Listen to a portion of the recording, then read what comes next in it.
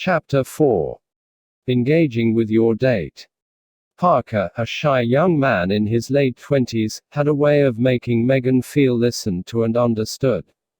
She could tell he was paying attention to her and really cared about what she had to say. On the 2 dates, Parker had learned a lot about Megan. He'd also shared his thoughts and opinions about a wide range of topics. This was a breakthrough for him. In the past, he'd had difficulty connecting with women due to his intense worry that he'd say the wrong thing or offend them, and when he was around women he found very attractive or desirable, his anxiety paralyzed him. But after Parker started practicing mindfulness, he began to approach his worry in an entirely new way. As a result, he was more able to engage with his dates, and with Megan, he established a strong connection quickly. When you're shy or socially anxious, it can be hard to truly connect with your date. You may be distracted, have a tendency to second-guess what you said, or walk on eggshells to avoid messing up and ruining the date. This chapter can help with all of those problems. Practicing the mindfulness skills you'll learn here will help you be more aware of the present moment, decrease your focus on worry, and increase your openness to whatever the moment brings. In this way, curiosity, and often acceptance, begins to replace worry and fear. All of this will help you forge a better connection with your own emotions and with your dates. Mindful awareness. To give you an idea of what mindfulness is, let's first take a look at what mindfulness is not.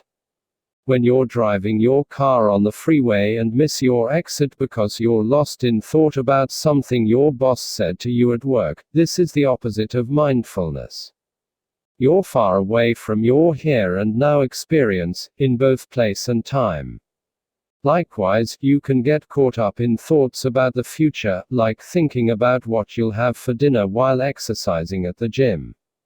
Being caught up in a TV show or a movie is similar, you forget about your current reality and get lost in a different world. In contrast, mindfulness is the process of being keenly aware of and attuned to the present, to your here and now experience. Mindfulness is purposefully choosing, moment to moment and day to day, to pay attention to your experience and be in the world as it is. And by extension, mindful acceptance is the process of responding to your here and now experience, including thoughts, feelings, and urges, non-judgmentally and with openness and kindness. The key to mindfulness is bringing a non-judgmental sense of curiosity of the moment. Mindfulness isn't about how things should or shouldn't be or wishing things were different than they are.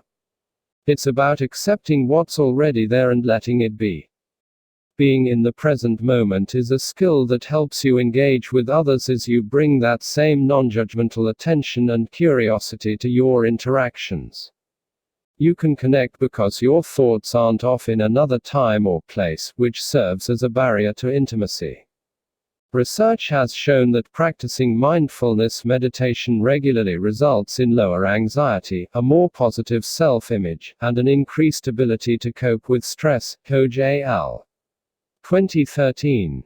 Moreover, mindfulness has been shown to contribute to making relationships stronger, closer, more secure, more satisfying, and more understanding. Atkinson 2013.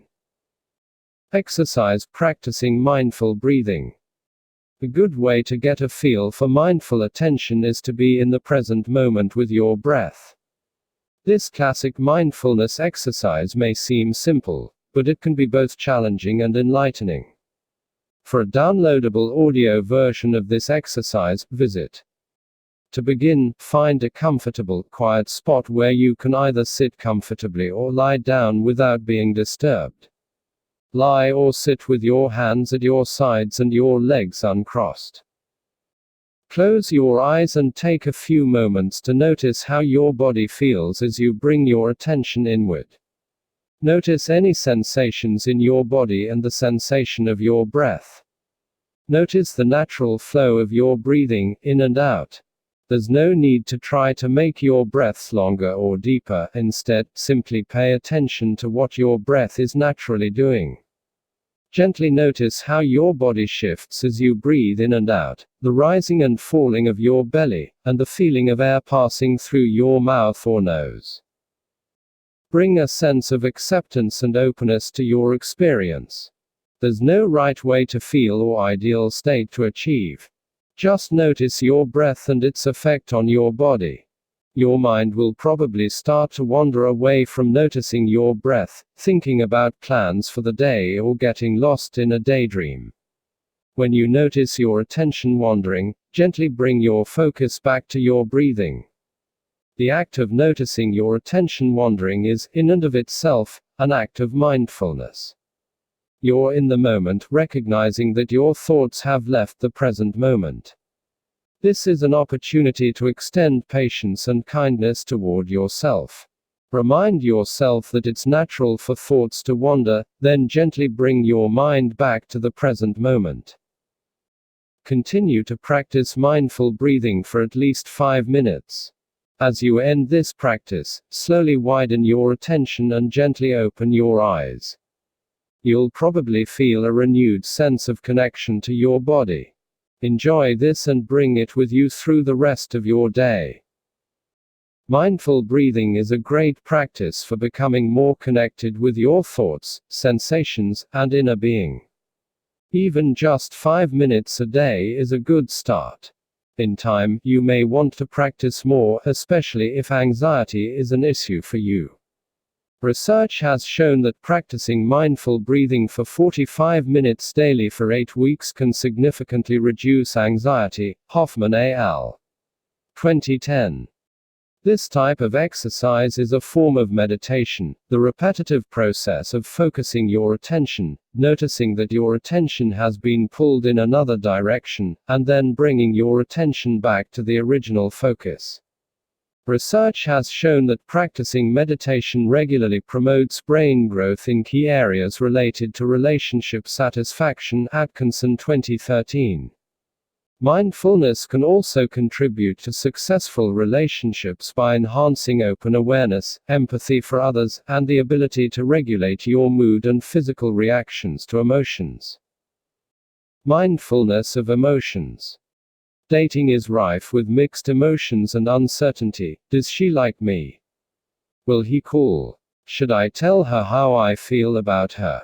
For those with anxiety, mixed emotions can be difficult, especially during the early phases of dating, as demonstrated by Lily's story in Chapter 3. This is because the anxious brain interprets uncertainty as a sign that something is wrong. At its core, anxiety is about feeling threatened and in danger when you don't know what the future holds. Because anxiety feels overwhelming and often takes center stage, it makes it hard to pay attention to other feelings, including your other feelings about dating. But consider this: if you could focus on emotions other than anxiety when dating, what might you find? Would you perhaps notice a degree of excitement? Might you find a sense of hopefulness about the potential of a particular relationship? Though anxiety may be persistent and loud, don't let it fool you into thinking it's the only emotion you have about dating. The truth is, it's natural to have a wide range of emotions about dating, and about life in general. But one of the common traits among people with anxiety is a strong sense that they shouldn't feel how they feel. I don't want to feel so nervous. I wish I didn't feel so frustrated. Why do I feel so much pressure? Why can't I just feel normal? While this urge to banish negative or unwanted feelings is natural, it can hurt your ability to get past these emotions. The more you resist feeling this way, the more upset you'll feel. Studies have shown that denying or trying to avoid upsetting emotions leads to greater anxiety, whereas being accepting and tolerant of those emotions leads to less distress. Kashdan, Zawalensky, and McLeish 2008. As a culture, we tend to teach men to not show the feelings, equating emotions or displays of emotion with being weak or effeminate. For women, there's the fear of being labeled overly emotional, crazy, or difficult. Many people think that if they can just ignore or suppress emotions, voila, They'll disappear. But realistically, that's not how it works. Anxiety, fear, or worry will still be there, despite efforts to get rid of it. Consider Michael. He tried to ignore overwhelming emotions, but this caused him to act in ways he later regretted. If he felt rejected by a woman he liked, he tried to get his mind off it by going out drinking with friends. After a few rounds, he usually ended up calling or texting the woman several times in a row without waiting to hear back from her. Sometimes he left messages that were unpleasant or angry. The next day, he felt embarrassed about those calls because they didn't reflect who he was or how he really felt. The alternative to ignoring, resisting, or trying to numb your emotions is to approach them with mindful acceptance. Once you embrace your emotions rather than pushing against them, their power over you will begin to diminish. Then you can decide which coping skills you want to use to deal with difficult emotions, and choose what action you want to take, if any, regarding the cause of your emotional turmoil. Exercise: practicing mindfulness and acceptance of emotions. This exercise, which incorporates concepts related to urge surfing, Marlett and Christella 1999, and dialectical behavior therapy, Leinen 1993, will help you practice mindfulness of emotions and open the door to accepting them while not acting on any urges they bring up. For a downloadable audio version of this exercise, see the back of this book for more details. Start by recalling a recent time when you experienced a painful emotional reaction related to a particular person or interaction. Even if the interaction is relatively fresh in your mind, try to place yourself back in that moment, recalling the details and the emotion you felt. Holding that experience in mind, take the following steps. Label the emotion. Begin by gently closing your eyes and bringing your attention to your body. Label the emotion you're experiencing, saying its name to yourself, for example, embarrassment. There is embarrassment. Try to note where, if anywhere, in your body you feel the emotion, anxiety. There is anxiety. I feel it in my chest. Rate the intensity. Next, rate the intensity of the emotion on a scale of 1 to 10, with 1 being least intense and 10 being most intense. Look for willingness to feel the emotion. See if you can call up willingness to feel the emotion rather than pushing it away, ignoring it, or criticizing yourself for feeling this way. Are you able to give yourself permission to feel the way you feel? Rather than wishing it weren't so, can you allow yourself to stay with the emotion? Practice acceptance of the feeling. Acknowledge that while you may prefer not to have this feeling, you can't deny what's already there. Allow yourself to look at the emotion and your experience of it with kindness and compassion, recognizing that all emotions are a part of the human experience. Affirm your acceptance to yourself. For example, say, frustration. I recognize my frustration and extend compassion and acceptance to myself. It's a natural emotion and I don't need to hide from it or deny it. Note any urges related to the emotion. Is the emotion accompanied by a desire or urge to do something about it? Do you feel compelled to fix, stop, or dismiss the emotion? Label any urges. For example, now I notice that I have the desire to blank. Fill in the blank with whatever urge you're having, to get out of here, to distance myself, to call him again, and so on. Write out the urge. Note that just because you have an urge to do something with the feeling doesn't mean you must act on that urge. Instead, you can simply notice the urge and ride it out. Affirm this to yourself. For example, I have the urge to call him, but that doesn't mean I have to act on it, or I have the urge to cancel my blind date tonight because I'm feeling discouraged, but I don't have to cancel the date just because I feel that way. I recommend using this technique often. You can do so anytime you encounter a difficult emotion. As you practice simply sitting with difficult emotions, you'll probably notice that feelings are like waves crashing on the sand, they ebb and flow.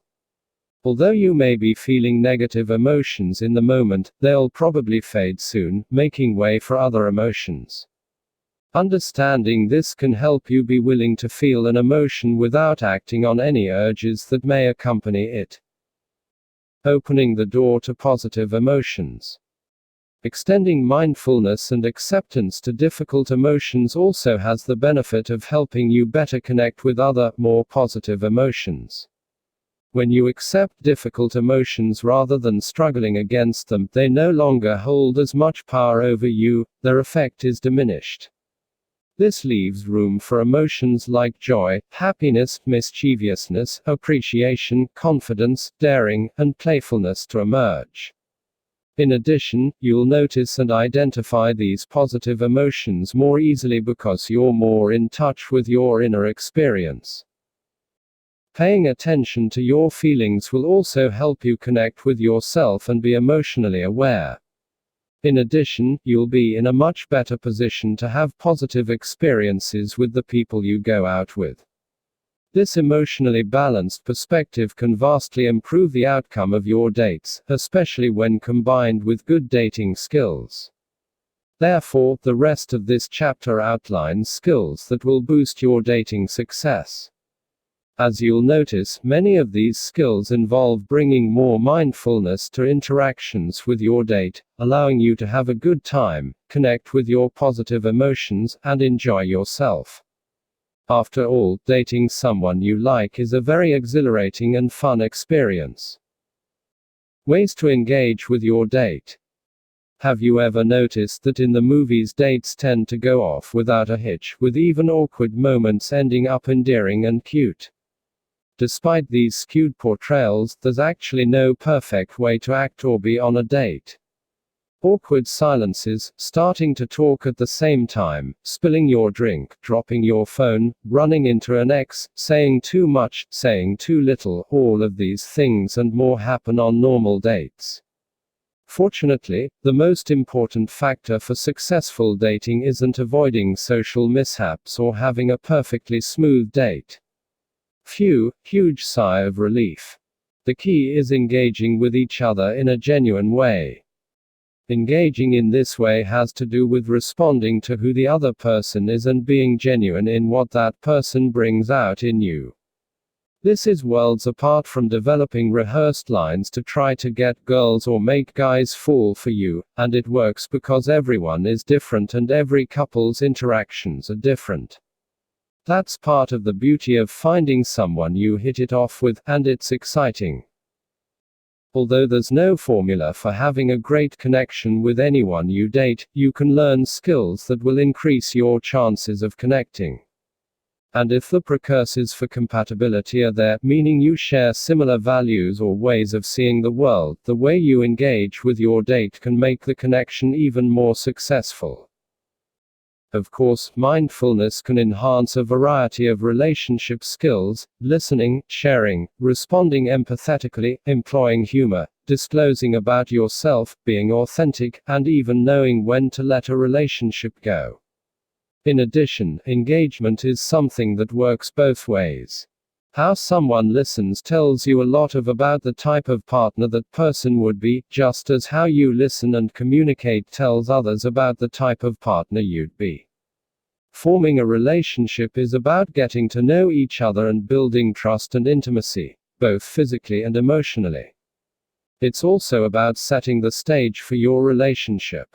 Mindful attention can not only help you connect with someone great, but also help you determine who will be a good long-term partner.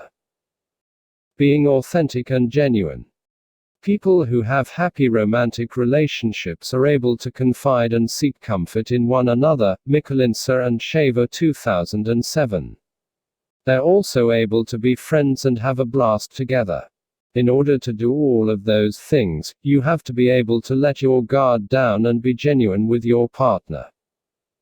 Dating is often a way to get to know others to discover if you want to be in a relationship with them. Therefore, it's crucial that you feel you can be yourself around people you're attracted to. It might be tempting to try to act the way you think they'd like you to, or answer questions how you think they want you to. But if you feel you have to behave in certain ways or say certain things to get someone to like you, that puts a potential relationship on a shaky foundation from the get-go.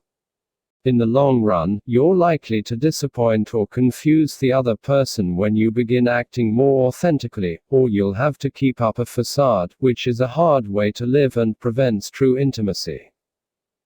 This doesn't mean you shouldn't put your best foot forward.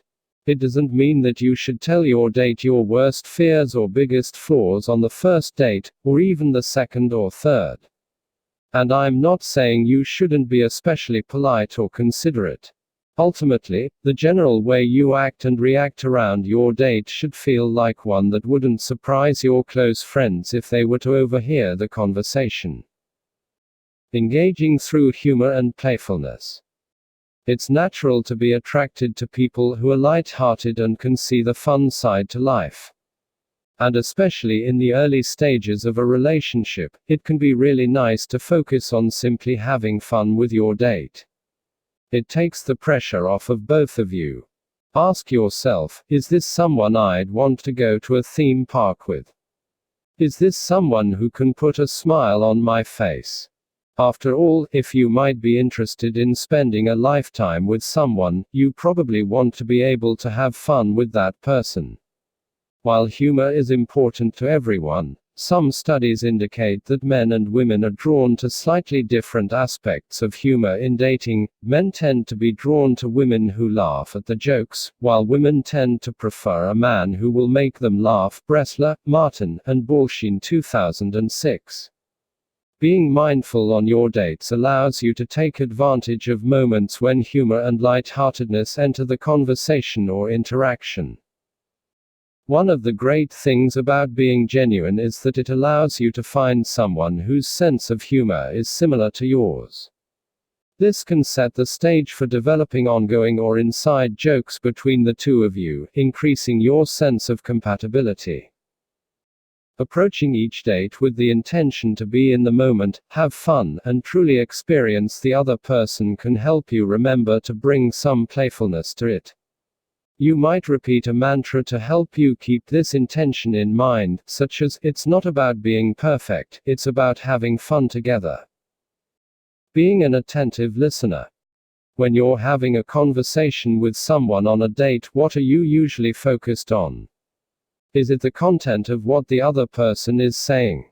Or are you thinking about how you'll respond and trying to figure out the right thing to say?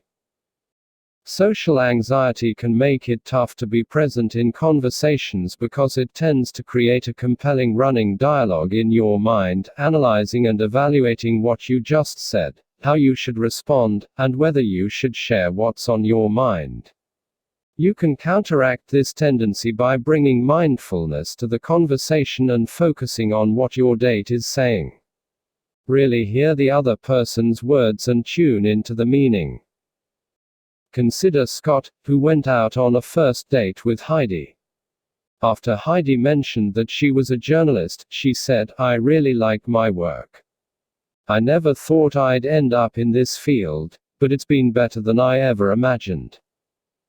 Scott replied, "That's great. My work is pretty good, too.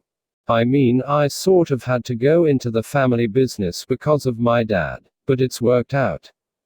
I make a good living." While there's nothing wrong with Scott's response, he missed an opportunity to engage with Heidi by listening attentively and then responding more directly to what she was talking about. Instead, he followed an agenda of telling Heidi about his career because he thought she'd be attracted to the idea that he had a solid career and earned well. Because his focus was on how Heidi would perceive him, he didn't take the opportunity to learn more about her work. There are so many questions he might have asked. What is it about your work that you enjoy so much? Why didn't you think you'd ever get into that line of work? How is it better than you imagined? These kinds of responses would show that he was really listening to Heidi and curious about her experiences, rather than bringing the conversation back to himself. When you're in the moment and engaged in a conversation, active listening skills will help you connect with what your date is saying and stay with that topic. Some of the best ways to engage in active listening include asking questions, responding empathetically, and responding with personal disclosure when appropriate. Asking questions. Asking your date to tell you more about what she's talking about shows that you're attentive and is also an indication of your ability to care about someone else. Of course, it's important to be authentic, so the questions you ask should reflect your genuine interest. What did the other person say that made you curious to know more? To practice asking attentive questions, work on this skill in your everyday life, whether with colleagues, friends, casual acquaintances, or dates. Notice what it feels like to pay attention to others' responses, and also notice how they respond to being asked for more information. People usually respond in a very positive way because they feel the perspective is appreciated. Here are some types of questions you might use. Inquiry for their expertise. Ask others to tell you more about how they did something or how something works in their area of expertise.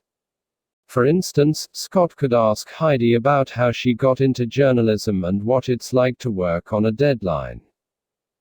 Inquiry about their experience. Asking about others' experience is extremely helpful in getting to know them. For instance, Scott could ask Heidi what it was like the first time she interviewed a convicted criminal or which news stories she felt most passionate about. This would help him get to know her personality and would also show an interest in her feelings. Inquiry about the future. Another type of question to ask is about others' hopes or dreams for the future. For example, Scott might ask Heidi what her ideal story would be, or whether she ever envisions changing careers at some point. These kinds of questions help you bond to a love interest, in part because it's exciting to think about the possibilities in life, and because it can suggest that the two of you will still be in each other's lives in the future. Responding empathetically.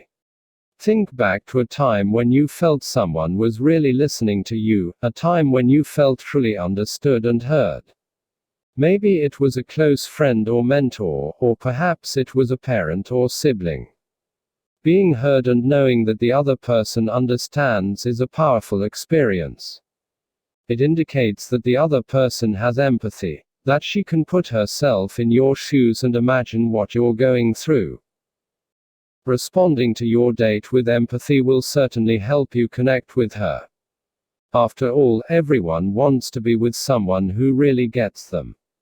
For instance, my client Braden was telling Claudia about his college job as a ski instructor each winter, animatedly talking about how those were his fondest memories from his college days. She responded, "That must have been so fun for you to do every year. It sounds like such a unique experience." This was an empathetic response because it showed that Claudia could imagine and understand how Braden felt about that job and that time in his life. Similarly, Sonia was telling her date, Manuel, about her roommate eloping the previous summer and leaving without any notice or paying her rent. When Manuel replied, "That must have been stressful for you," she felt like he understood where she was coming from. The key to empathy is listening to what the other person is telling you and paying attention to the emotions he seems to be feeling. If a date is talking fondly about his dog, Scruffy, and showing you a picture of the dog, an empathetic response might be, "It seems like you really love your dog." If your date is talking about how he can't believe the Giants lost to the Eagles, an empathetic response might be, "I can tell you're passionate about your team." However, there is one caveat. I've noticed that people who are shy or anxious sometimes ask questions and respond empathetically so they won't have to talk about themselves. Keep in mind that sharing your own thoughts and feelings and speaking openly is the other side of the equation in actively engaging with your date. Offering personal disclosure. Personal disclosure means sharing information about yourself, and particularly your thoughts and feelings. In the context of dating, attentive listening, and active engagement, it means sharing how you were affected by what the other person said. For instance, if your date tells you about an aspect of his life that impresses you, perhaps a volunteer trip he took last summer, you might disclose your feelings by saying, "Wow, that's really amazing. I don't think any experience can affect you or change you as much as being in a new environment like that. Traveling has really changed my perspective. Those are some of my best memories. I think it's really cool that you did that." Likewise, if your date tells you that she hates it when people take photos of the food before they eat to post it to Instagram, you can say, "I know. I've never understood the fascination with that. I appreciate a good meal, but it just wouldn't occur to me that anyone else would be interested in my lunch." The purpose of personal disclosure is to genuinely show how you relate to what your date is saying. If something she says makes you laugh, tell her you think it's funny. If you disagree with something he says, tell him you have a different take on it. If she tells a story that you think is sweet, let her know. If you're excited by an idea he has, tell him how cool you think it is. When you're able to genuinely convey how your date's words are affecting you, it creates a more lively dynamic between the two of you. One common reason why people don't offer personal disclosure is fear of rejection. Hopefully some of the exercises in Chapter 2 have helped you learn to deal with fear of rejection. When you extend mindful acceptance to this fear, you'll notice that it no longer holds you back from sharing your thoughts, especially when you're with someone you feel connected to. Among my clients who are smart and successful, it's also common to worry that the dates will find them intimidating if they share the thoughts and opinions. They worry about coming off as full of themselves. However, being genuine and sharing your intelligence and insight will only serve to attract the right person to you. Alternatively, sometimes shy people hesitate to offer self-disclosure because they're worried about oversharing. If you're feeling a strong connection with someone and starting to let your guard down, you might wonder how much to disclose about yourself, and especially about your struggles. Do you tell your date about the extent of your dating anxiety? Do you mention that you've always been shy? Mindfulness can be helpful in navigating this issue. Tuning in during your conversations will help you monitor how much you're disclosing about yourself and how the other person is responding. When you're grounded in the present moment, you're less likely to get lost in telling your date about something you might later regret. It helps you think about what you're sharing and also helps you listen to your instinct if you may be sharing too much. Being aware of a tendency to put yourself down. People who are socially anxious tend to have lower self-esteem and make automatic negative assumptions about themselves. Glashow et al. 2013. For instance, Gretchen had heard a lot about her friend Sasha's cousin Quinn and wanted to meet him. When Sasha introduced him at a party, Quinn said, "Sasha says we have a lot in common.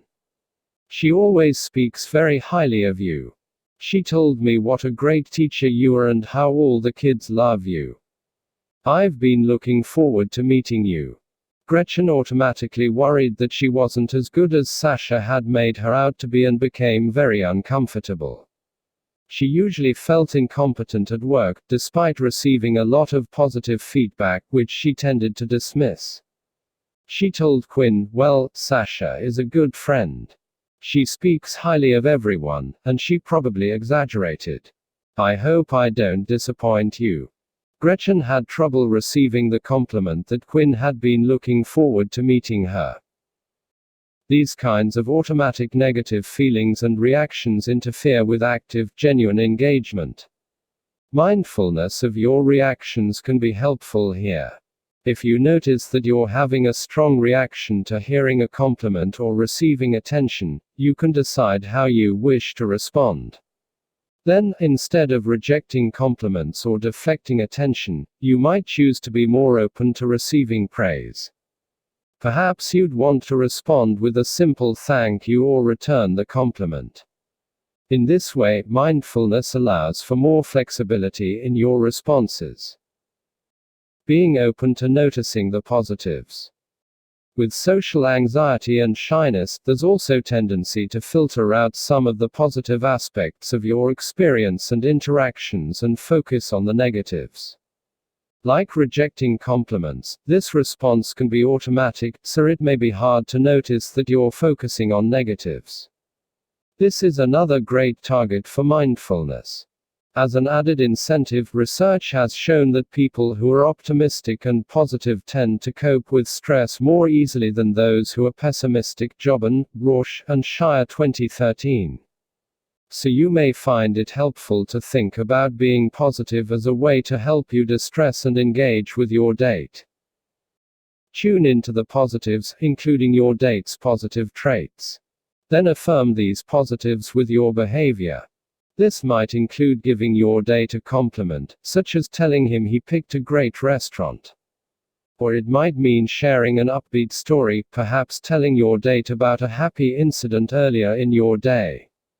Likewise, find moments or things that you appreciate during your date and share these with the other person. Perhaps you like the fact that she was on time, appreciate that he holds the door for you, or love the view while you're walking together. People like being around people who appreciate them and take the time to point out the positives. Being open to flirtation. In much this same way, it's helpful to be open to flirting and showing that you like your date when things are going well. You might notice that you have a lot in common and are enjoying your time together and decide to raise your glass. Cheers to having dinner with a beautiful woman, and cheers to a wonderful evening together. Flirting is all about being in the moment and allowing yourself to savor the pleasure and excitement of being attracted to someone. Don't worry that flirting will drive the other person away. If anything, knowing that you are indeed interested will help your date feel more secure and confident. Whether it's giving him a subtle smile, whispering something sweet to her in a playful manner, placing your hand gently on his shoulder, or sitting close together side by side, flirting can be one of the most enjoyable parts of dating. Knowing when to stick with it. While dating will undoubtedly bring out some anxiety, the deepening of a new relationship can do the same. If you're afraid of being hurt or getting too close to someone who might ultimately reject you, you may have an urge to flee. As a result, you might distance yourself in smaller ways, like not returning phone calls, or you might end the relationship. You could find yourself in a pattern of consistently withdrawing from each person you date, effectively sabotaging your relationships out of fear of intimacy. Avoiding a deeper relationship allows you to avoid anxiety, but it prevents you from forming the close relationships you probably desire. Consider your past experiences in dating or relationships. Have you ever let yourself truly get close to someone, or have you kept your guard up or used anxiety as a defense against getting close?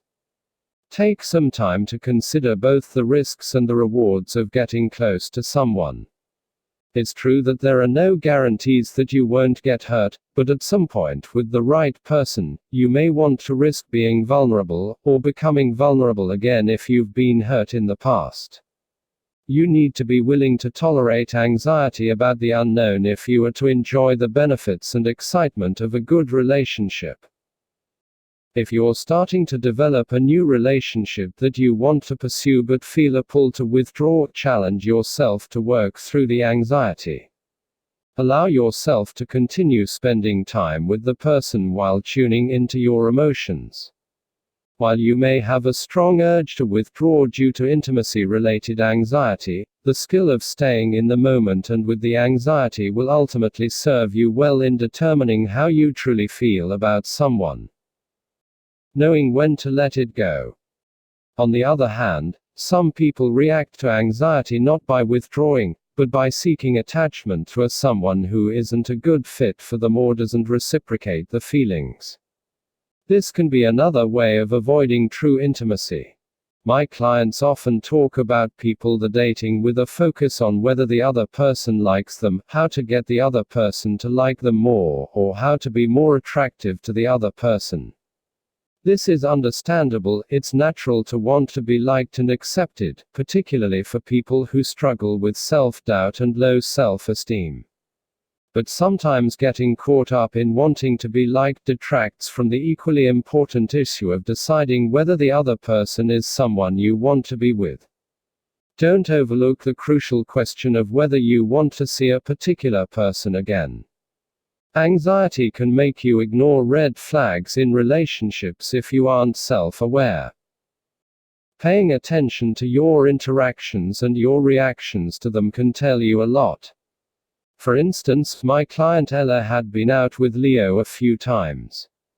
He seemed charming, attentive, and smart at first, but after a few dates she noticed that she always felt like he was being critical of her. Initially, she thought she was just projecting her insecurity onto him, so she assumed her feelings weren't an accurate reflection of Leo. But the nagging feeling that something wasn't right continued. When Ella came to session, she told me that Leo didn't seem very affectionate and attentive, and she wondered how she could make him like her more or treat her better. I shifted the focus away from how much or little Leo liked her and brought it to how Ella felt around him. As she paid attention to these feelings, Ella started to notice that it wasn't just her insecurity, Leo really was subtly putting her down. He tended to minimize her career and friendships, which were both really important to her. He also made all of the decisions about the dates, and although she found that attractive at first, it eventually became stifling. Ella realized that she felt less secure and confident around Leo. Being open to her experience and in touch with her instincts helped Ella make the decision to stop seeing him before she invested more into the relationship. Being attuned to your experience can help you notice whether things are going well and when it might be time to leave. Don't be afraid to trust your instincts. Instincts are different than urges. Whereas urges occur as a reaction to anxiety, instincts, in this case, about dating, are natural feelings you get when you consider the relationship as a whole. While feeling comfortable and self-confident around someone new can take time, there are certain indicators that a person may not be good relationship material: being argumentative or disrespectful, being late on a regular basis, making jokes at your expense, expecting you to pay for everything, calling at the last minute or infrequently, or ignoring your calls. It's best to let these people go, even if it means being single a bit longer, rather than to settle and then spend months or years feeling discontent or trying to change your partner. Don't be afraid to end it. Someone better for you will come along. Summary. In this chapter, you learned some introductory mindfulness skills and learned how practicing mindfulness can help you engage with others. Building on your dating skills, you've learned how authenticity, humor, good listening skills, empathy, and self-disclosure can help you forge a closer connection with your date. As you tune into your emotions, you can also notice how your feelings tend to drive your behavior. This awareness paves the way for you to choose new alternatives to old, automatic reactions. You can begin to accept compliments, have fun, and enjoy the positives of dating. The accumulation of these skills helps you build a strong foundation in potential new relationships. It can also help you evaluate when it's time to cut your losses and move on, a key skill for dating success. In the next chapter, I'll help you explore and discover, or rediscover, the areas you really care about in life and the type of partner who might be a good fit for you. Finding your true desires and passions in life, clarifying your values, and taking control of your life direction and decisions will help you to find a relationship where you can be authentically you within, and beyond, your dating relationships.